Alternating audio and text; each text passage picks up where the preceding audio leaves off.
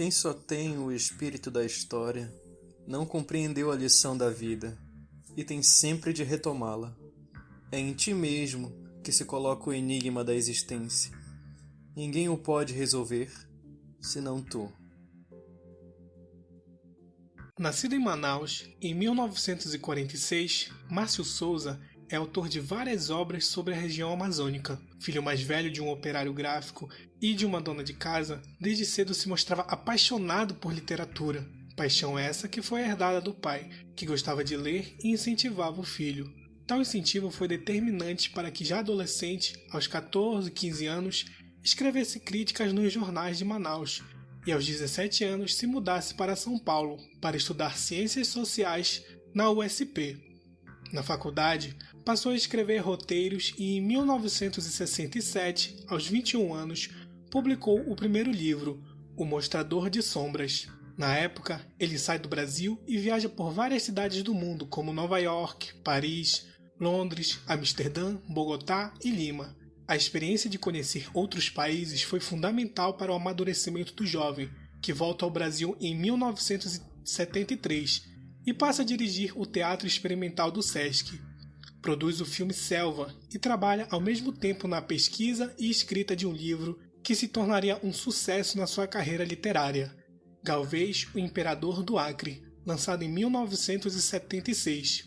Depois, escreveu outras obras importantes no cenário nacional e internacional, tais como Made Maria, A Ordem do Dia e A Condolência. Sendo assim, são mais de 40 anos dedicados à cultura amazonense e principalmente ao ciclo da borracha. Como mencionado anteriormente, a obra Galvez, Imperador do Acre, foi lançada em 1976 e foi o romance de estreia do autor Márcio Souza na literatura nacional. O livro foi um sucesso e é reconhecido mundialmente. Inclusive, grandes autores fizeram críticas positivas à obra, a exemplo Inácio de Loyola, que é um dos maiores romancistas brasileiros dos últimos 50 anos. Ele a classificou como divertida, fluente, satírica e provocadora. Bom, a respeito do enredo, primeiramente é primordial explanar que a trama se passa na época do ciclo da borracha no norte do país, ou Belle Époque. Esse boom, que foi ocasionado em decorrência também da Revolução Industrial, possibilitou ali a região norte, no caso mais precisamente os estados do Acre, Pará e Manaus, uma concentração de imigrantes europeus. E nesse sentido, o protagonista da história, que é um espanhol, chega ao Brasil. A história é contada de maneira irreverente e expõe diversas aventuras de Luiz Galvez. E o Luiz Galvez, que é um aventureiro, também é um amante, ele tem ali uma ganância, ele tem uma vontade de poder muito presente. Agora, sobre a obra em si, é muito bom evidenciar a presença do absurdo, do humor e também do plurilinguismo, principalmente em decorrência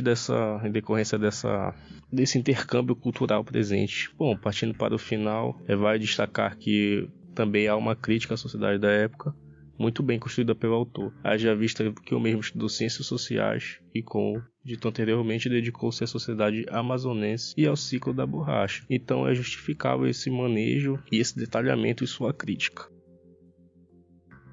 Onde termina a ficção e se inicia a realidade histórica? Esse é o tipo de pergunta que se torna difícil de responder quando se trata da abordagem de obras que trazem em sua composição um entrelaçamento entre a história e a literatura, como é o caso de Galvez, o Imperador do Acre, de Márcio Souza, que encontra-se impregnada de referências entrecruzadas que dialogam entre si em retomadas históricas e literárias. Possuindo tom de humor e ironia acentuados, sua narrativa é capaz de transportar o leitor para um ambiente onde a percepção do limite entre história e ficção é posta à prova. Tratando-se da narrativa contemporânea, a quebra dos muros que separam ficção e a história é uma forma estética bastante comum. Na obra de Márcio Souza, o recurso ao factual não é utilizado meramente como um pano de fundo para ambientar a ficção, mas sim como uma parte integrante e essencial na construção da narrativa.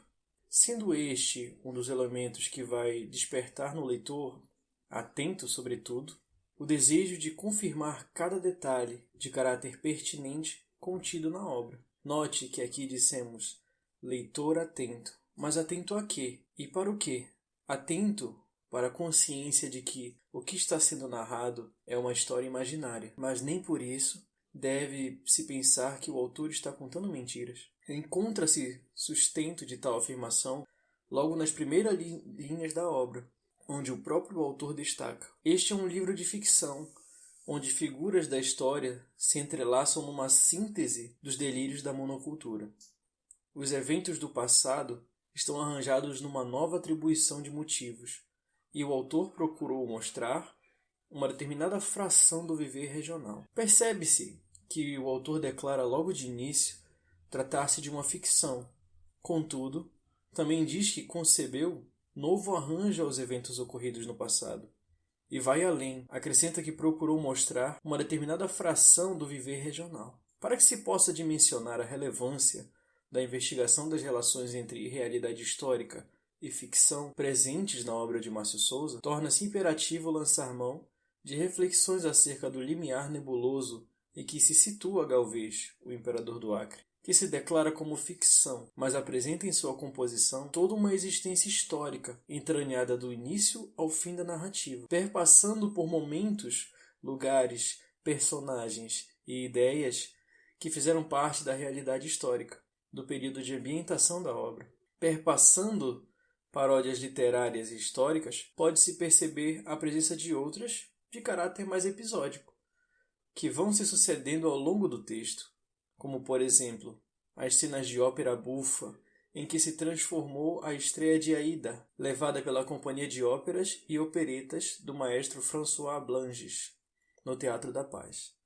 Ou a cena no aniversário de Dona Irene, a primeira dama de Belém, que, assim como outros personagens que gozam do mesmo status, pertence ao mundo da ficção, pois é sabido que o prefeito de Belém na época, intendente, era Antônio José de Lemos, nome não mencionado na obra, e que a primeira-dama chamava-se Inês de Lima Lemos, e não Irene, como a simpática colecionadora de queijos raros, que com suas gafes proverbiais fazia a delícia da elite afetada. Seguindo por esse caminho, a existência histórica de personagens acaba sendo documentada ou citada, de maneira tanto explícita quanto velada, tendo como exemplo principal o próprio personagem central, que recebe até indicação bibliográfica no último capítulo da obra, como se pode averiguar no seguinte trecho: o nosso herói existiu realmente, e pelo norte do Brasil exercitou sua fidalguia.